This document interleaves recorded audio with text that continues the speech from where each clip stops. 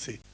Il testo che è stato letto prima, ma anche il secondo e il terzo testo, è tratto da Noi siamo Tempesta di Michela Murgia. Il secondo testo parla di Peter Norman, quello che noi diremmo proprio razzismo al contrario. Peter Norman, il boomerang potremmo dire perché era australiano, era bianco e prese una posizione importante perché le posizioni contro il razzismo, anche prese dalle altre persone, diventano sempre importanti.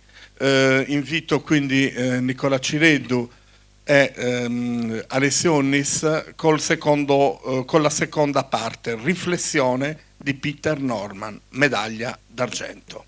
Ah, ah.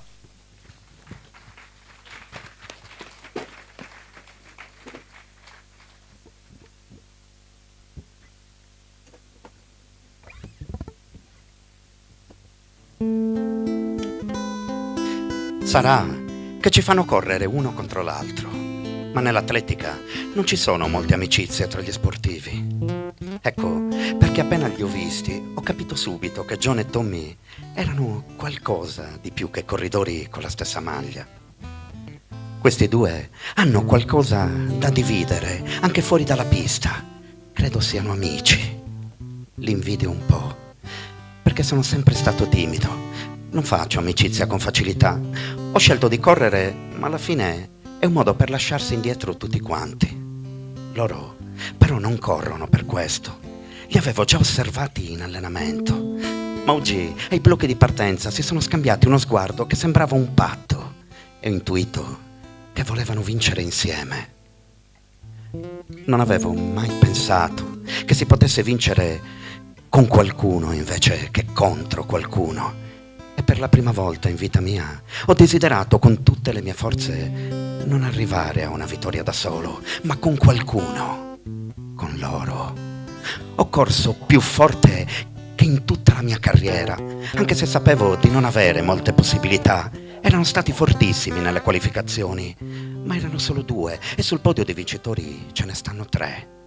Forse potevo sperare di arrivare terzo tra quei due che volavano come schegge. The Jet lo chiamavano Tommy Smith. E non c'è davvero nulla di più veloce a cui potrei paragonarlo. Ma anche John è uno di quelli che ti fanno mangiare la polvere. Mi ero preparato psicologicamente a correre guardando le schiene di entrambi, ma non è andata proprio così. Durante la gara a un certo punto è successo qualcosa che mi ha giocato a favore. Non so cosa è successo a John Carlos, forse è solo partito troppo veloce, ha bruciato l'energia dello sprint. L'ho visto rallentare la falcata per un solo attimo, ma era il mio attimo. E io ho capito che potevo spingere di più.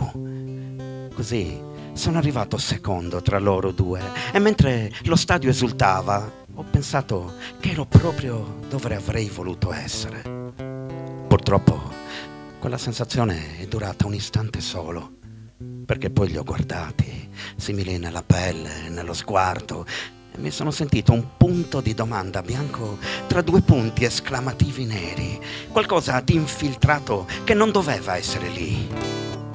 Nello spogliatoio è stato peggio. Loro non pensavano già più alla vittoria, erano già qualcosa di diverso dai 2 corridori contro cui avevo corso pochi minuti prima.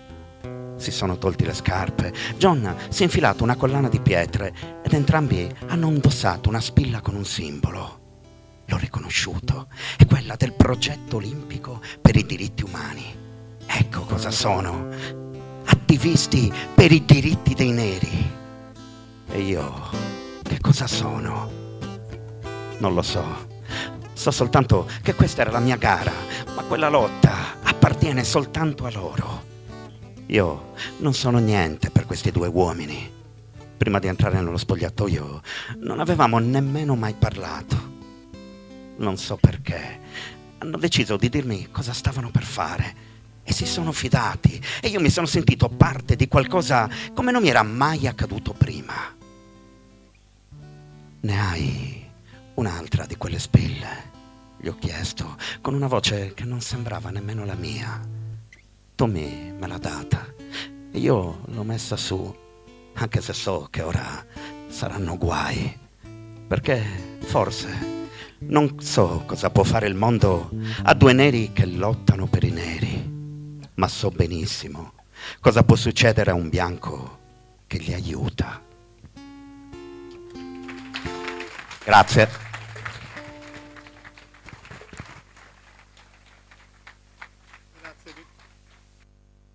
Grazie Nicola e grazie Alessio.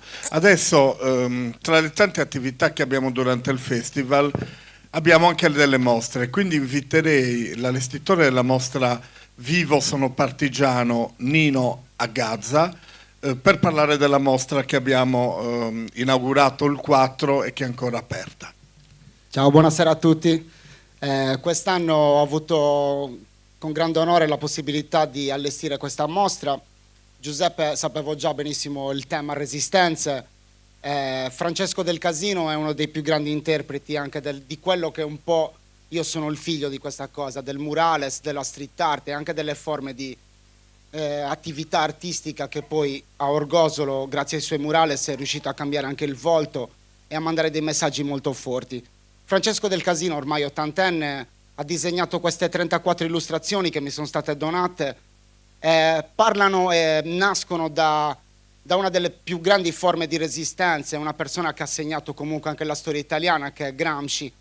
Nel suo articolo Gli indifferenti lui vuole cambiare le cose anche con un piccolo contributo, che è quello di, come nel suo caso, lottare contro tutto quello che poi ha portato alla storia che tutti conosciamo dell'Italia, di come abbiamo combattuto anche con i partigiani, quello che è stata una lotta di resistenza vera. E questa storia un po' in una forma particolare racconta di un Gramsci e una capretta che vanno a Gaza, quasi in forma un po' ironica raccontano la distruzione, quella che tutti un po' oggi, noi occidentali, guardiamo con indifferenza, a volte un po' pensando che basti condividere qualcosa nei social o indignarsi davanti a quelle immagini che tutti vediamo e ci rattristano, però il messaggio vero è che è la lotta e bisogna combattere, non basta solo essere tristi, ma bisognerebbe fare un po' di più, tutti. E un po' questo viaggio racconta questo. Spero abbiate piacere di passare, o se siete già passati. Io grazie a Checco Meloni, poi vorrei dire una cosa particolare, Francesco Del Casino, Francesco Virdis e Francesco Meloni, che ha aiutato a allestire questa mostra, hanno permesso che attraverso anche piccoli resti di quello che è la distruzione volesse rappresentare anche tutte le macerie di quello che è qualcosa che veramente stiamo ancora vivendo giorno per giorno. Non mi voglio dilungare troppo, comunque è stato un piacere, un grandissimo onore. Se avete piacere passate, buon proseguimento con questa giornata veramente importante. Ciao a tutti. Grazie Francesco. Adesso siamo all'ultimo. Rassicuro tutti che domani la presentatrice sarà di nuovo Fanny, quindi però la presentiamo perché è la prima volta che fa parte del nostro staff da presentatrice, è classe 1985, lavora come assistente in una scuola d'infanzia nella sezione primavera con bambini di età compresa tra i 24 e i 36 mesi. Gli piace la fantasy, gli piace leggere tante cose, ma gli piace soprattutto l'Irlanda. E non può non piacere l'Irlanda senza non piacere il rugby. L'Irlanda gli piace da quando vede un film, The Commitments, che insomma tutti ricordiamo, che era un film musicale che parlava sul blues, ma era un film musicale ispirato all'Irlanda. Ha fatto parte della banda musicale Giuseppe Verdi, adesso già dal 2016 fa parte dell'Associazione Tradizioni Popolari, è diciamo una Strangius della prima ora. Presenterà il libro Seconda Chance di Ian McKinley. Grazie. Buonasera a tutti. Lo so, sono stupita quanto voi di essere seduta qua. Spero di non pentirmene, però ormai sono qui e vediamo un po' di farci due chiacchiere con Ian. Allora, sono onorata e, come detto stamattina, anche un po' spaventata di essere qua con te oggi, perché la tua è una bellissima storia, è una storia importante e quindi speriamo di riuscire a raccontarla al meglio.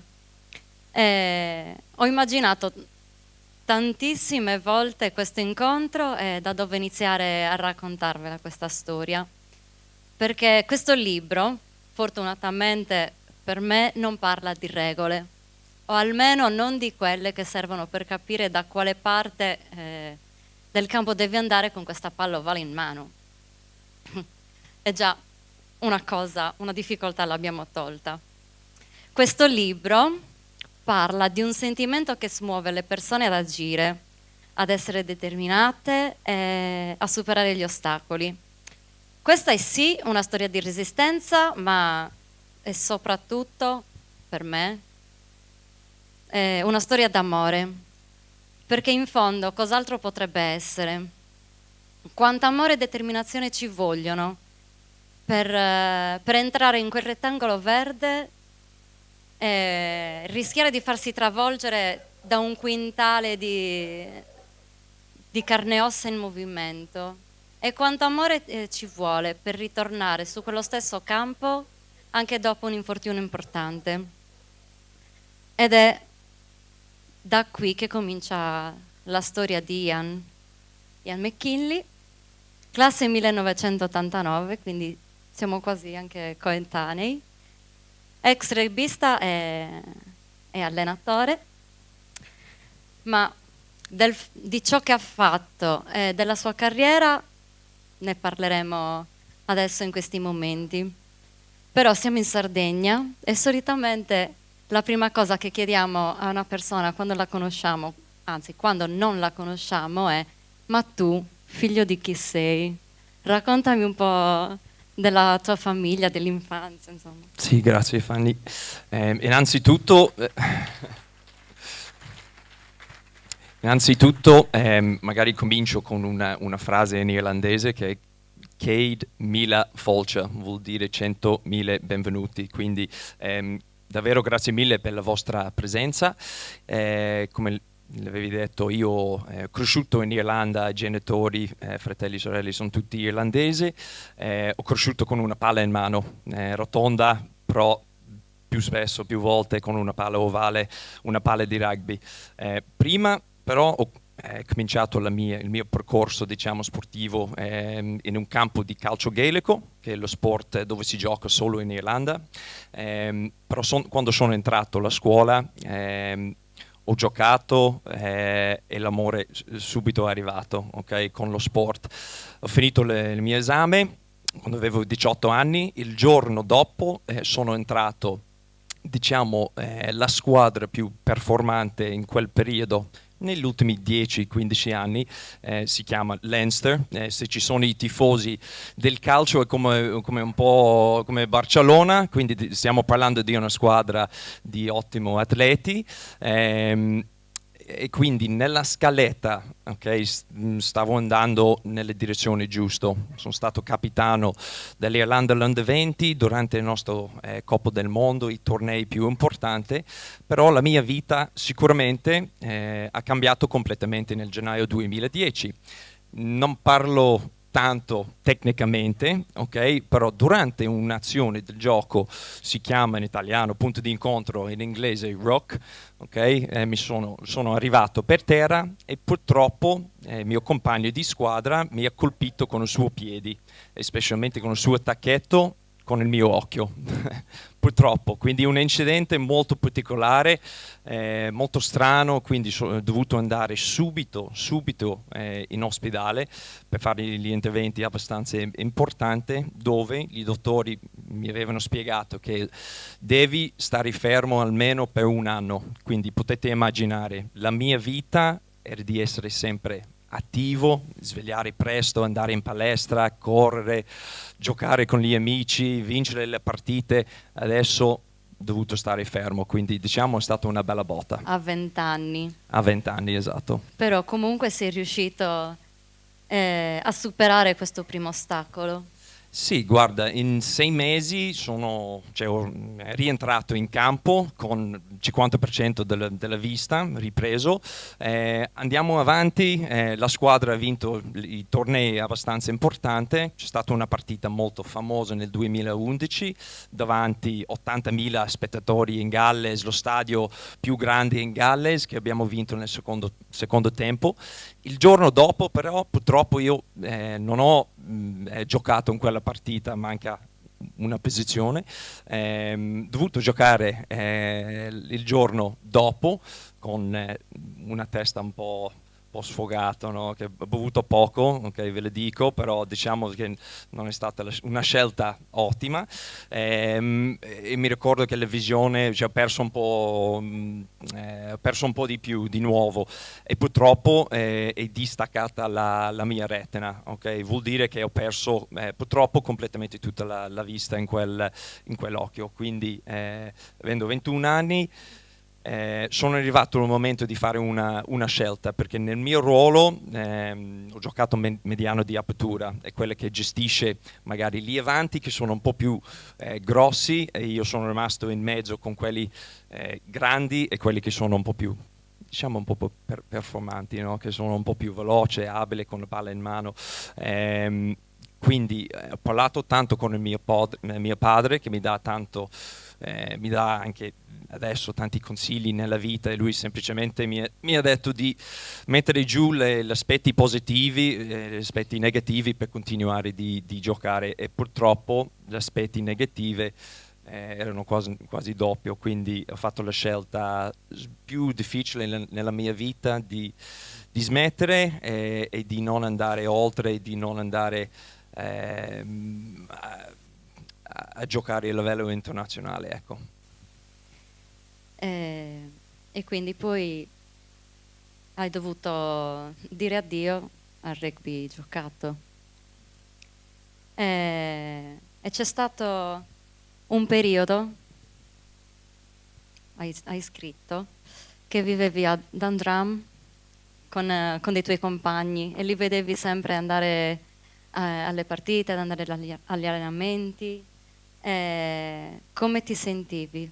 Cosa avresti voluto fare di più? Ma guarda, ognuno di noi abbiamo le nostre storie, abbiamo sentito la storia prima, però questa è la mia storia, la mia carriera, insomma, il mio sogno è andato via. Quindi vedendo ovviamente i miei amici che sono scesi in campo, vincere i tornei è stata una lotta dentro me, cioè, una lotta abbastanza difficile.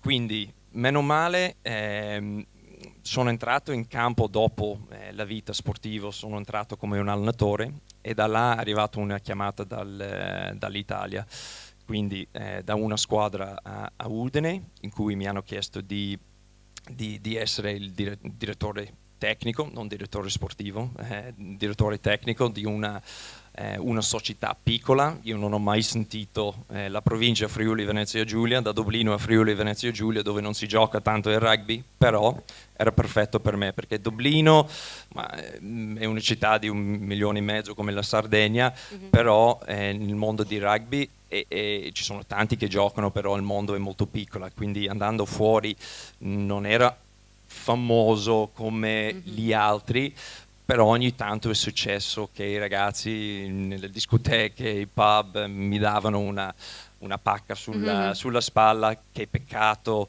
eri un buon giocatore, e questo mi ha dato tanto fastidio. Perché a Dublino alla fine c'era il tuo passato, però invece a Udine hai trovato il futuro. Sì, come i sardi ho trovato i friulani, quindi ho dovuto imparare friulano per primo, che è molto difficile. No, ovviamente è stato un cambio abbastanza importante di imparare la lingua per primo, per imparare la cultura, il sistema del gioco è completamente diverso dall'Irlanda, la scuola, il sistema della scuola. mi ha stupito sinceramente vedendo i ragazzi facevano lo sport una volta 45 minuti tutta la settimana, perché io ho lavorato nel progetto scuole a Udine, quindi è una cosa molto diversa rispetto all'Irlanda, però su un campo di rugby ero contento, sì. Sì. Allora, c'è un episodio che mi ha colpito molto e che è sicuramente anche un episodio di svolta, è quando tuo fratello Philip è venuto a trovarti a Trieste. Sì, ero contento nel mio lavoro, però c'erano i problemi a livello mentale, abbiamo parlato un po' prima delle difficoltà vedendo gli amici in campo. C'è stata una partita importante in cui la mia ex squadra ha vinto questa partita europeo in trasferta importante e ho guardato la formazione e ogni 22 giocatori sulla carta, sulla gazzetta che ho letto l'elenco della squadra, io ho partecipato, ho giocato assieme. Quindi non so il perché, ma mi ha spiegato, cioè, mio fratello, lui sta spiegando benissimo questa storia, perché invece di stare con la tua squadra dopo questa grande vittoria, eri su un treno da Udine andando verso Trieste, perché c'è James Joyce, quindi c'è esatto, abbastanza importante tra Irlanda e James Joyce. Invece sono a Trieste, riguardo tutti i musei eccetera eccetera a Trieste. Voglio essere sinceramente bello, però non come in stare spogliatoio. Sì, bello, però non come stare sul no, campo. E là ti dico, però è stato importante, nel senso in fondo abbiamo visto un castello un po' in alto e abbiamo camminato abbastanza, però abbiamo detto guarda, andiamo di sopra. E non so il perché, sono quasi 10 anni tra io e Filippo, ne ho altri 2 che sono più vecchi, però ho cominciato di piangere, ma da nulla. Ho pianto forte e da quello che mi ricordo ho detto non posso andare davanti. Questo non significa che non posso andare avanti con la vita, ma non posso andare davanti a continuare di vivere con tutta questa pressione, teso, gente che magari non potevano prendermi in giro, no?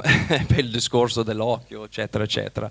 Quindi semplicemente mi ha abbracciato come un gran fratello e da là è ritornato in Irlanda con un concetto per ritornare in campo. Ecco. E da dove gli è venuto questo concetto? Te lo ricordi? Racconti tu, Da Vinci, no? Di Da Vinci, sì. Se ce l'hai la pagina puoi raccontare, non so se ti ricordi. No, non era qua, okay. Era nel documentario, perché è uscito anche un documentario nel 2019, lo trovate su YouTube. Netflix. Io su YouTube. Shh, non diciamolo a nessuno. Allora, praticamente era andato al museo e vedendo tutte le invenzioni, insomma, di Da Vinci e tutti i meccanismi, ha pensato, ma perché non si può fare anche un qualcosa di protettivo e che possa comunque aiutare Ian e chi come lui a tornare in campo? E quindi si è sentito, diciamo, è entrato in contatto con John Marrigan, giusto? Bravissimo, sì, sì. Con John Marrigan. Dimmi tu, vai, continua. Sì, guarda, come qualsiasi squadra, specialmente una squadra di rugby, ci vuole tutti gli aspetti per formare una squadra. E come una famiglia, siamo in 6, abbiamo lavorato assieme, abbiamo tutti i nostri forzi, punti magari di debolezza ovviamente, però come una squadra in campo abbiamo lavorato come una squadra fuori dal campo per trovare un paio di occhiali. All'inizio di questa avventura abbiamo detto tra di noi magari dobbiamo andare a New York, Tokyo, Australia, no, per trovarli i più intelligenti, i più avanti. Invece gli uffici di World Rugby, che sono la società più importante nel rugby. Gli uffici sono stati a Dublino, a un quarto d'ora da casa dei miei, e la fabbrica per costruire gli occhiali erano a Bologna, quindi da casa mia a Udine ho messo 4 ore in macchina per arrivare alla fabbrica di Bologna, e quindi abbiamo messo tanto tempo per arrivare a quel momento quando gli occhiali sono arrivati, ma sono arrivati nel 2014, perché prima se tu eri un adulto non potevi utilizzare gli occhiali protettivi in campo, quindi questa diciamo che è stato un cambio abbastanza importante. Però, nonostante questa invenzione, questo aiuto, non potevi ancora giocare, c'era bisogno del trial. Ci puoi raccontare un po' il trial? Sì, potevo giocare in Italia, ma non potevo giocare nei vari posti, quindi sono stati 3 importanti, Inghilterra, la Francia e purtroppo Irlanda. Però quando sono sceso in campo per la prima volta dopo 3 anni, se vi ricordate, l'ultima partita è stata... Non ho giocato, però sono rimasto sul campo con il trofeo in mano davanti a 80.000 spettatori a Cardiff dopo questa grande vittoria. Se andiamo avanti 3 anni, ero su un campo a Udine, alta, cioè fango così alta, in Serie C, quindi stiamo parlando di un livello un po' più diverso, e gli spettatori mi sa che c'erano tipo 10. Però ero contento lo stesso, però abbiamo vinto la prima battaglia, era di scendere in campo di nuovo, la seconda battaglia era di cambiare questa regola. Come una famiglia, come un gruppo dei sostenitori, abbiamo cambiato meno male la regola, quindi prima io ho parlato abbastanza con la Benetton Rugby. Per quelli che segue il rugby, la Benetton a Treviso sono probabilmente la squadra più importante in Italia, ma ovviamente finché abbiamo risolto questo piccolo problema, gioco numero 10, quindi mediano di apertura, uso un paio di occhiali, sono mezzo cieco, e se non potevo giocare tutte le partite crea un grosso problema, quindi meno male che abbiamo cambiato le regole, e da 2019 adesso è iscritto nella legge in tutto il mondo, quindi no, sono molto soddisfatto. Ci è voluto un po', però ce l'avete fatta col vostro lavoro di squadra e con l'amore, perché se non fosse stato appunto per la tua famiglia, per il modo in cui ognuno ha scelto il suo ruolo, quello che sapeva fare per poter portare avanti questa campagna, non ci sarebbe stato... Sì, ecco, e questo è il tema più importante nel libro, che non dovete capire niente di rugby. Il tema principale semplicemente è il sostegno della famiglia. Io sono un po' come il mio padre, lui ne ha quasi 80 anni, un uomo della campagna in Irlanda è sempre un po'... Io sono un po' chiuso, un po' come lui. Però se in quel giorno a Trieste io non ho parlato, non ho pianto, non ho parlato con mio fratello, forse non stiamo parlando in questo momento, quindi l'approccio sicuramente della famiglia mi ha dato un sostegno al 100%, e quando sono arrivato, perché noi arriviamo dei punti alti e bassi nella vita, e purtroppo io sono arrivato a quel punto, ma mi hanno tirato su.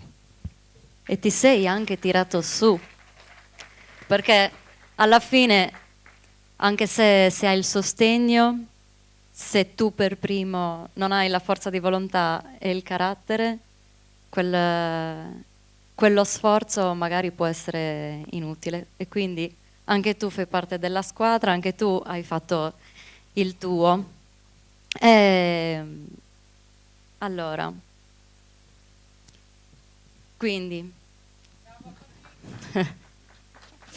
cosa ti ha spinto alla fine a scrivere questo libro? allora, volevo ovviamente condividere che quando arriviamo nei momenti più difficili nella vita ci vuole una persona, magari un gruppo delle persone. Voglio anche spingere il messaggio perché il rugby ovviamente è un gioco molto fisico, ci sono delle azioni che fanno un po' paura, però io sono dell'idea che il rugby a me sicuramente mi ha dato più nella vita, invece di no. Quindi voglio condividere un messaggio di positività che sì, è successa una cosa abbastanza grave a me.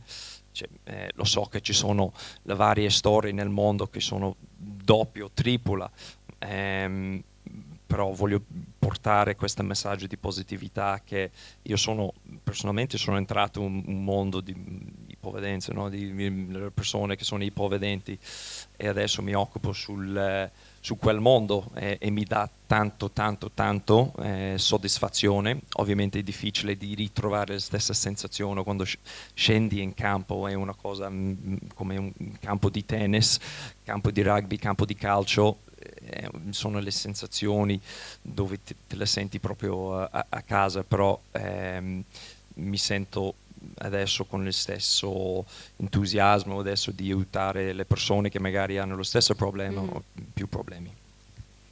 Perché come dicono i ragazzi oggi, tu hai camminato affinché gli altri, quelli come te, quelli che magari non potevano lottare, potessero correre, quindi potessero giocare. Ti va di raccontarmi l'episodio di quel bambino di 7 anni che anche lui giocava con gli occhiali? Quale a Udine era? No, Che- in Irlanda. Scusami, in questo momento non mi ricordo il nome. Ryan. Ryan, sì. Sì, no, ma guarda, adesso questo è l'aspetto molto positivo, che adesso nel mondo circa ci sono quasi 3.000 persone, bambini, adulti, che stanno utilizzando gli occhiali. Questo esempio di questo ragazzo dall'Irlanda del Nord non potevo prima scendere in campo e durante una partita l'arbitro li ha tolto proprio fuori dal gioco perché non potevo utilizzare questa specie della maschera, gli occhiali. Adesso lui è cresciuto, è molto più alto di me adesso, però comunque nella sua vita da giovane ha partecipato nelle partite di rugby, e questo mi dà molto soddisfazione, perché quelli che magari hanno dovuto dismettere a causa di qualsiasi roba adesso riescono a sentire la sensazione di rugby di nuovo. Bene. Allora, abbiamo detto che sei riuscito a tornare in campo a giocare e grazie a una regola sulla residenza, perché Ian era residente in Italia da 3 anni, anche se adesso è cambiata e 5 adesso, e hanno aumentato a 5. Sei entrato nella nazionale italiana di rugby. Che differenza hai trovato rispetto al mood che hanno magari in Irlanda come squadra, come modo di giocare, come stare insieme fra compagni di squadra? No, abbiamo parlato prima, no? Un po' prima del pranzo. Ovviamente il clima in Irlanda, rugbisticamente, ovviamente è un po' diverso dall'Italia. Irlanda sta diventando un po' arrogante, se devo dire la verità, senza di arrivare nei semifinali nel Coppa del Mondo. Non parliamo delle cose specifiche di rugby adesso, ma no, guarda, io da quando sono arrivato nel 2012 ho trovato un posto, un popolo pieno di entusiasmo per il rugby, specialmente il terzo tempo, quindi è una tradizionale molto importante nel rugby, dove stiamo per 70, dipende dalla categoria, ma 70-80 minuti della partita stiamo lottando per possesso di questa palla ovale, di vincere la partita, ma dopo, quando finisce la partita, possiamo condividere le storie, possiamo magari bere una birra, io preferisco Guinness, visto che sono irlandese ovviamente, però quando ho indossato la maglia azzurra nel 2017 sono stato per primo il primo giocatore nel mondo di utilizzare questi occhiali a livello internazionale. Ovviamente il sogno da piccolo è sempre stato di indossare la maglia verde, sempre contro l'Inghilterra. Era sempre Assolutamente. sempre contro l'Inghilterra, Assolutamente. sempre. Però più che ovviamente siamo andati avanti, più che ha cambiato il sogno. E quando ho indossato la maglia per la prima volta, mi ha dato probabilmente la stessa sensazione, forse ancora di più, per tutto quello che è stato fatto dalla famiglia. E più importante, abbiamo vinto la partita, perché io ho giocato 9 volte con l'Italia, ho vinto solo una volta, quindi 8 sconfitte dopo, quindi quella è stata una partita molto importante, però sono sempre in grato del popolo, del paese, dell'Italia. Sì. E quindi c'era anche la tua famiglia a vedere Italia-Figi e c'era la tua famiglia a vedere Italia-Irlanda a Chicago nel 2018. Che sensazione hai provato a vedere fra tutte quelle maglie verdi e bianche i tuoi genitori che invece indossavano la maglia azzurra? No, loro sono venuti tutti vestiti in azzurro, ovviamente. I tifosi irlandesi gli hanno chiesto: ma per chi tifi oggi? Ma per chi tifi? Cioè, io tifo per mio figlio, quindi tifo per Italia. Anche adesso, se ci sono delle partite Italia contro Irlanda, noi tifiamo ovviamente per Italia, però Irlanda contro Inghilterra, Irlanda ovviamente. Spero che non c'è nessuno dall'Inghilterra qua. Bellissimo posto. Bellissimo. Sì, esatto. No, ma ovviamente una sensazione abbastanza strana, nel senso di sentire l'inno irlandese prima della partita, ma amen. Cioè, come hai fatto a non cantarlo? Perché io la prima cosa che ho imparato è stato Ireland's Goal, che proprio è la sintesi del gioco del rugby. Per esempio, quando dice che combatteremo finché non potremo più combattere, che un pochino mi ricorda anche te, che tu hai combattuto per continuare a fare quello che ti piaceva e non ti sei arreso a non poterlo più fare. E quindi, no, era solo una curiosità, come sei riuscito a non cantarlo? È perché l'inno dell'Italia certo. è il migliore nel mondo, quindi è abbastanza semplice. Quindi. Beh, dopo la Scozia forse. Bellissimo quello della Scozia, sono d'accordo. Allora, abbiamo parlato del rugby giocato, però adesso avevo una domanda. Secondo te, cosa fa di un rugbista un rugbista? Cioè, cos'è che fa di una persona un giocatore di rugby, come mood intendo, come qualcosa che hai dentro? Credo che ogni atleta ci vuole un po' di sfortuna, ci vuole un po' di molto disciplina e ci vuole il sostegno. Io dico sempre che sono rimasto molto fortunato di avere questo gruppo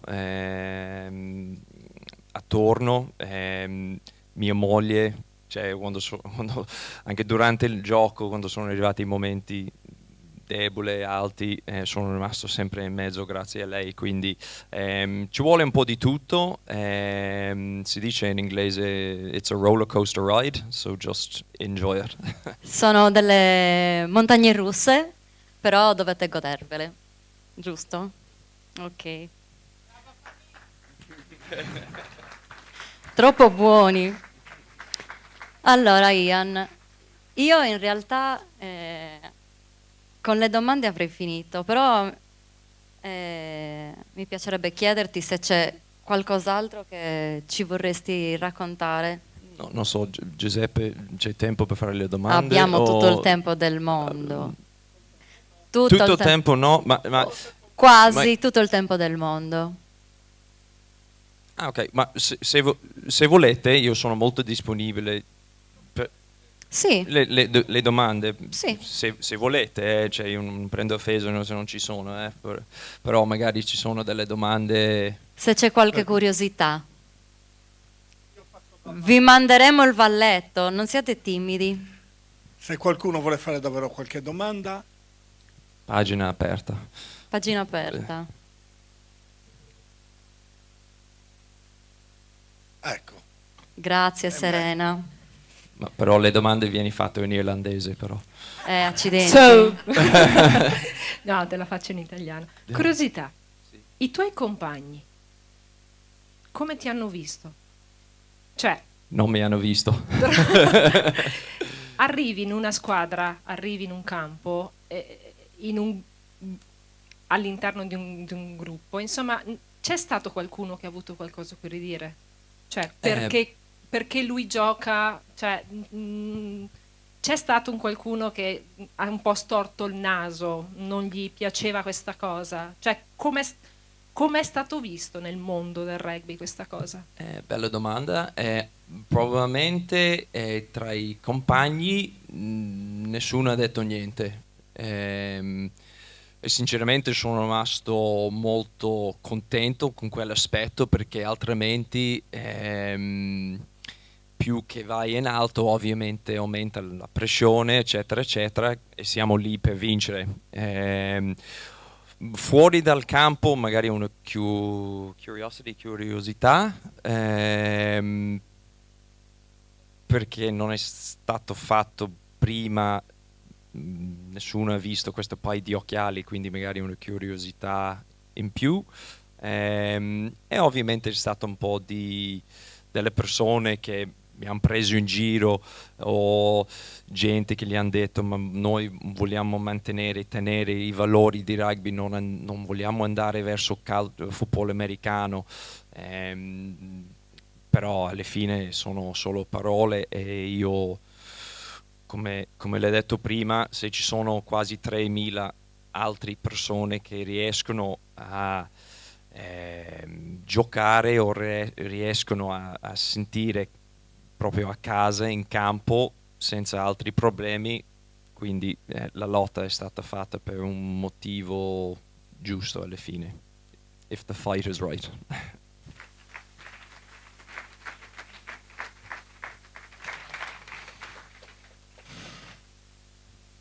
Qualche altra curiosità? Se volete parliamo del calcio udinese. Altrimenti, no, di Natale, Forza Totò di Totò. Natale. No, io se posso voglio fare una domanda anch'io, di solito i Non lo presentatori non li so. fa, ma la faremo. Non E lo concludiamo anche così. C'è un ragazzo di 7 anni che vuole iniziare a giocare a rugby o gli piace il rugby. Quali sono i tuoi consigli?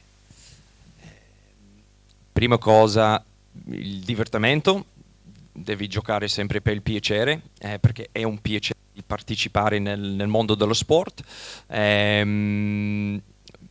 Se vuole giocare a livello adulti, magari lui deve mangiare un po' di più, perché ci sono delle atleti che pesano 160 kg adesso, quindi che riescono a correre veloce come Usain Bolt, quindi diventa un grosso problema per quelli che sono piccoli come me.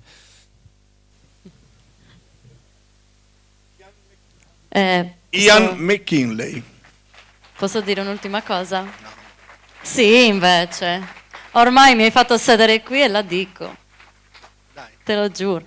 Allora, volevo ringraziare Ian per essere stato con noi. Mi è piaciuto molto chiacchierare con te. Ti chiedo scusa se un pochino l'emozione magari mi ha fatto dimenticare tutto quello che in realtà avrei voluto chiederti. Ed è bello che la tua storia ispiri così tanta gente e che tu abbia lottato affinché queste persone fossero ispirate e avessero ancora la speranza di poter fare quello che amavano. Io vorrei lasciarvi con una riflessione. Una volta un saggio, di cui non farò nomi, Philip McKinley, che sarebbe uno dei fratelli di Ian, ha detto: ogni essere umano affronta dei momenti duri, le tempeste sono inevitabili. Il punto critico è: dov'è il tuo giubbotto di salvataggio? Che cosa ti salva? Ancora una volta, la famiglia. Vi auguro sempre di avere accanto il vostro giubbotto di salvataggio. Grazie ancora per aver avuto la pazienza di stare con noi anche questa sera. Adesso invito Tiziano a portare gli omaggi per i nostri due relatori. Ringrazio ancora Fanny, che da domani ritorna a fare Quello che sa fare. Prego. No, i fiori, no. No, il libro. Grazie Tiziano. Aspetta.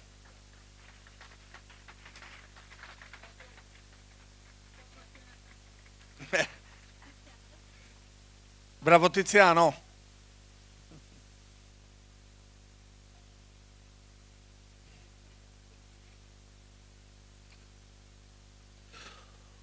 Oggi è anche la giornata in cui si consegna il premio letterario Vico Mossa, testimone del nostro tempo.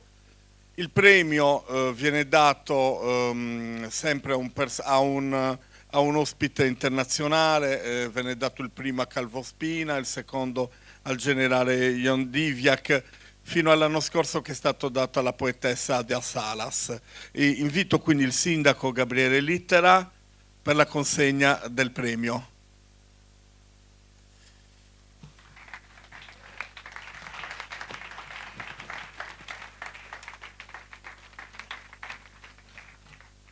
Leggo le motivazioni, prima della consegna leggo le motivazioni. Leggo le motivazioni. Il rugby ha sempre celebrato il coraggio, ma nessun giocatore ha incarnato questo valore con la stessa intensità di Ian McKinley. La carriera di Ian McKinley, promettente talento del Leinster e della nazionale irlandese Under 20, subì una svolta drammatica nel 2010 a causa di un grave incidente in campo che gli causò la perdita parziale della vista da un occhio. Costretto a un ritiro prematuro, non si arrese. In Italia trovò una seconda possibilità grazie a speciali occhiali protettivi che gli permisero di tornare sul campo.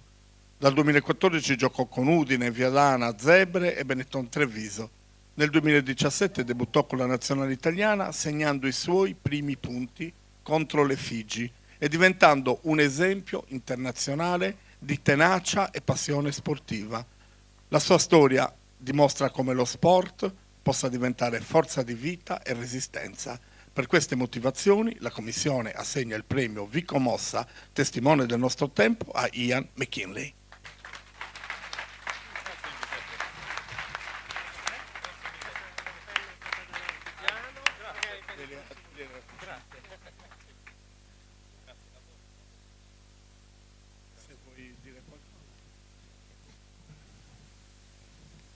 E la chiave della città, molto gentile, grazie.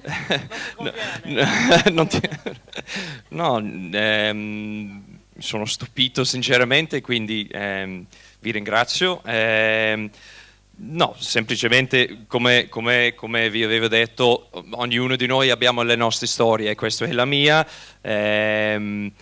Parlo sempre dal cuore e si spera che, non so, riusciamo a tirare su la positività nel mondo, perché ovviamente ci sono tantissimi problemi, quindi grazie mille, buona serata, forza i sardi.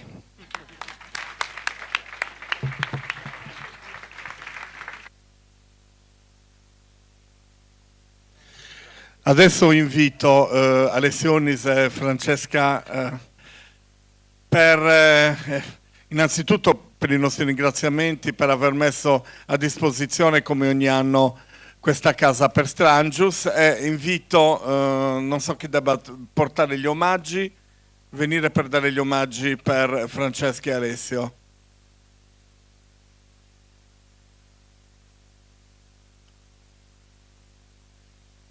Non c'è nessuno? arrivano. E Francesca dov'è? Ah, ecco. Anche Nocciolina. Ah, ecco. Abbiamo la nostra... Vieni, avvicinati. Da loro. Grazie. Rimani pure, rimani con loro. Vieni in mezzo a loro.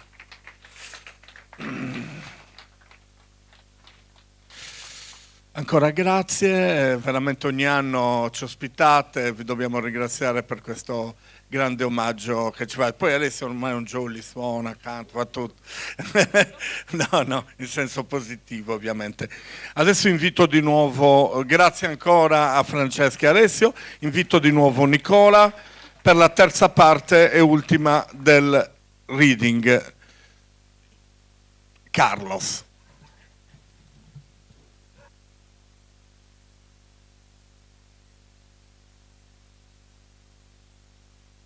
Prima dimmi, il microfono sì, però prima di concludere volevo ricordare che presso la chiesa di San Sebastiano in via Municipio c'è incontri divini al termine verso le 9, quindi chi vuole si potrà anche soffermare lì a bere un buon bicchiere di vino, e al termine di tutto c'è un piccolo rinfresco offerto dai padroni di casa.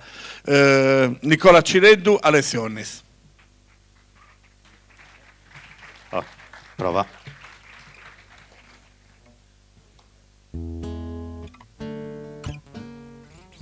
Non potevo crederci. Eppure è così. Ho dimenticato in camera i guanti neri prima di venire alla gara. Com'è stato possibile? All'inizio mi sono dato dello stupido e mi sono chiesto perché li avessi scordati, ma conosco benissimo il perché. La verità è che avevo paura di fare quel gesto, perché so che dopo nessuno di noi due correrà mai più una gara. Non importa quanto veloci siamo stati o quante medaglie potremo vincere. Appena io e Tommy scenderemo da quel podio, ci cacceranno e forse ci arresteranno. Perché per molte persone negli Stati Uniti noi non siamo attivisti, ma sovversivi. In apparenza c'è una lotta dei neri che gli va bene, e quella mite che proclama la non violenza, come quella del pastore Martin Luther King. Ma anche il pastore è stato assassinato. Perché la verità è che nessuna lotta che cerchi l'uguaglianza con i bianchi è veramente ben vista. Siamo neri, e i neri in questo mondo hanno dovuto sempre abbassare la testa, anche quelli che corrono più veloci di tutti. Così, durante quei 200 metri di pura adrenalina, io non ho pensato al traguardo, ma cosa sarebbe accaduto se avessimo vinto e fossimo saliti sul podio a fare quello che avevamo deciso davanti agli occhi di tutto il mondo. È stato quel pensiero a rompermi la concentrazione. È bastato un attimo e mi ha superato quel bianco velocissimo, Peter, l'australiano, che tra pochi minuti riceverà la medaglia che doveva essere mia. Appena ho capito che sarebbe stato lui a salire sul podio insieme a noi, un bianco tra due neri, mi è venuta su una strana risata. Ho pensato, se solo questo qui sapesse che scena stiamo preparando. Tommy invece non solo non ha riso, ma ha detto, diciamoglielo. Gli ho chiesto perché. In fondo non lo riguarda, non importa cosa fa o non fa lui, è la nostra battaglia, non la sua. Ma Tommy ha insistito, siamo sul podio con lui, non possiamo non dirglielo. E se non capisce, e se è un razzista e ci denuncia? Non mi sembra un razzista, mi pare una brava persona. Sì, ho pensato, c'è anche qualcuno tra i bianchi che non è razzista, ma non fa mai una bella fine. Hai visto come hanno ammazzato Bobby Kennedy? Insomma, io non avrei voluto. Bastavamo noi due, ma Tommy, quando si mette in testa una cosa, non sente ragioni. All'animo del predicatore, deve sempre fare discepoli. Si è parato davanti a Peter, gli ha messo una mano sulla spalla e fissandolo gli ha detto, tu credi in Dio? Credi che tutti gli uomini siano stati creati uguali? Peter ha annuito Ho capito che è cristiano, ma poi ha mormorato qualcosa e allora ho visto Tommy esitare, come se riflettesse. Si è chinato sullo zaino, ha tirato fuori una spilla del progetto olimpico per i diritti umani e gliel'ha data. La nostra spilla a un bianco. Quell'uomo, Peter, se l'ha puntata sulla tuta e ha sorriso. Un sorriso timido che me l'ha reso più simpatico di una risata. Adesso mancano pochi minuti e lui è qui tra di noi, in piedi, in attesa che l'altoparlante annunci la nostra premiazione e la porta dello spogliatoio venga aperta per farci andare al podio. Ho paura, ma molto meno di prima. Apriti, dannazione! Non vedo l'ora di dire al mondo che le cose stanno cambiando. Grazie.